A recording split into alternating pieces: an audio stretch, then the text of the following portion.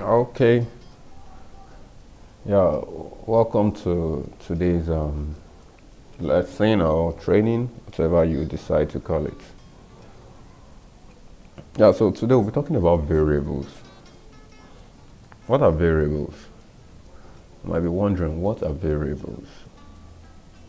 Okay, let's see. Let's just get a very basic definition of variable, a real and very basic definition of variable. Now, a variable is a named storage location that holds data or a value. A variable is a named storage location that holds data or a value. Now let's play around this. Let's play around this, okay? Look at this box. Okay, it has a name, box. Okay? Now back to this. A named storage location. Okay, good. Now, this is a box. That is its name. It has been given a name already by me. Okay? That holds data or value. Now let me see. Now, that means it holds data. That means it holds something. That it holds value. Now, let's see what's inside the box. It can be anything. A phone, a pair of shoes, pairs of glasses, or whatsoever can be in this box. But there are things that cannot be in this box, you know. Can a car be in this box? Can a wardrobe be in this box? Certainly no. So that means this box is a variable, okay? That means this box is a named storage location that holds data. Now, the good thing about variables is variable holds similar data. Okay, when I mean similar, that means it holds data that shares some kind of similarities. That's why I said a car cannot get into this box. A wardrobe cannot get into this box.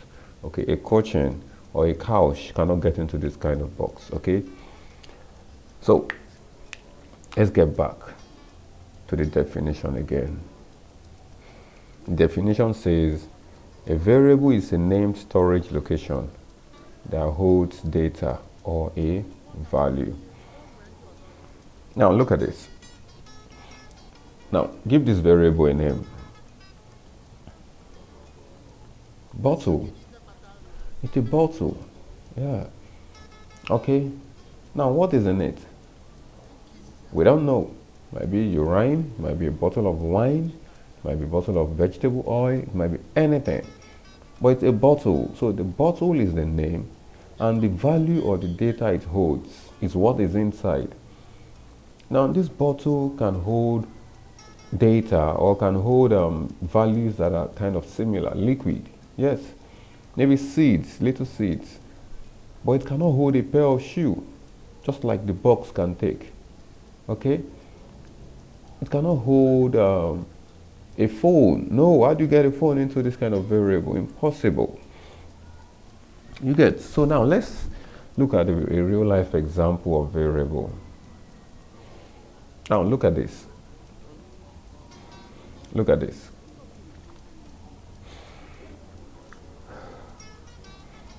This is my banner, right? This is my Facebook account, okay?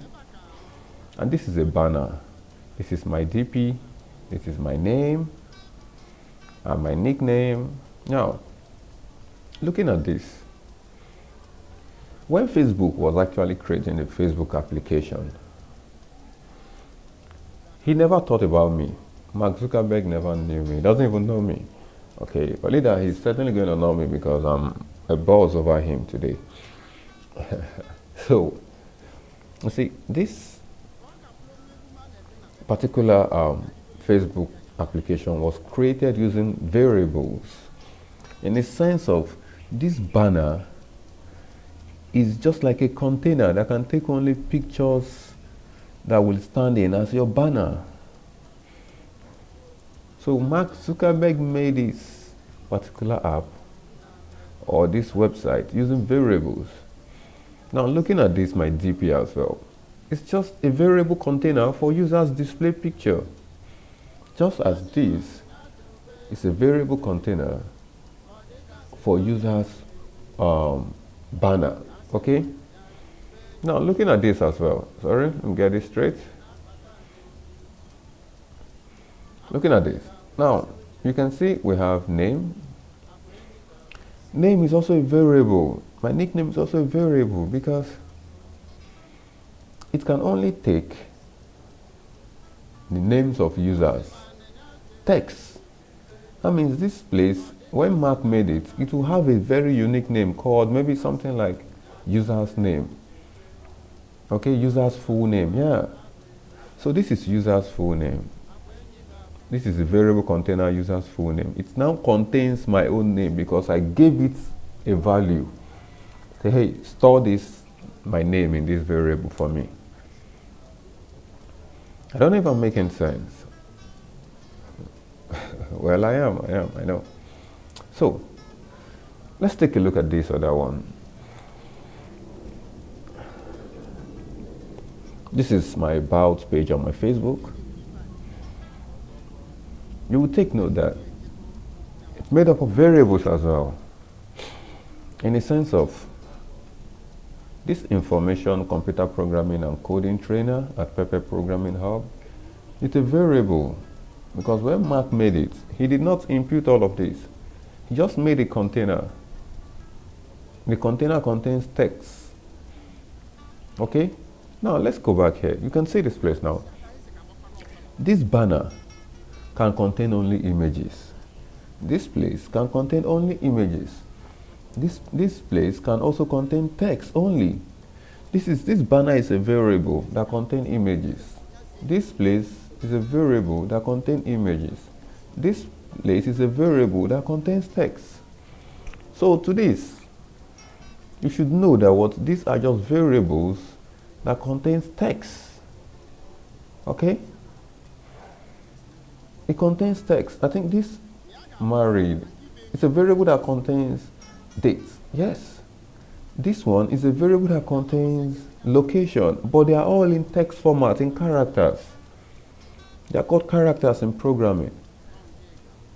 So these are all variables. So whatever you see, most times in programming, I think variables are well used. When you're able to use variables properly, you create this dynamism, okay, in your programs. Okay, now let's look at this. Okay, let's look at this wiki page here. This wiki page, it has almost no variable. Yeah, because this is exactly what Wikipedia posted on their page, and this is what we are seeing. So no variable, because they only inserted a picture here. It's not a variable because I cannot insert my own picture. Do you understand what I'm saying? I cannot insert my own text. Nobody can do, you cannot put any other thing. This is just a strict container. It's not, no, it's not, we don't even, should we call it a container? Yeah, it's just like a straight jacket suit that fits just one thing. Cannot do any other thing except the developer changes it. Okay, so it's a container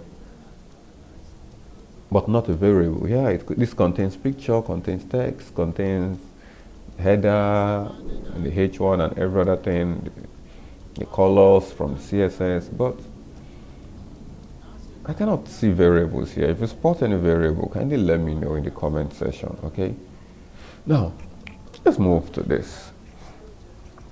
Okay, I did this because I'm trying to make you understand. I'm trying to introduce something to you. Operations in variable. Okay, we'll be doing that in our next session. Okay, just get a check from here. Now, we mean variable 1 plus variable 2 equals variable 3. Now, let's give an instance saying you have a variable called first name. You have another variable called surname. Now, the last variable, that is, when you have first name plus surname, what do you have? Full name. You have full name. You get, so you can add two variables together. You can add the content of two variables together to make one whole variable in programming. You get me? So, okay, so if you have any questions, feel free. I'll be rounding off this session. It's a very short session. Okay, you can reach out to me via YouTube. Okay, so thank you so much.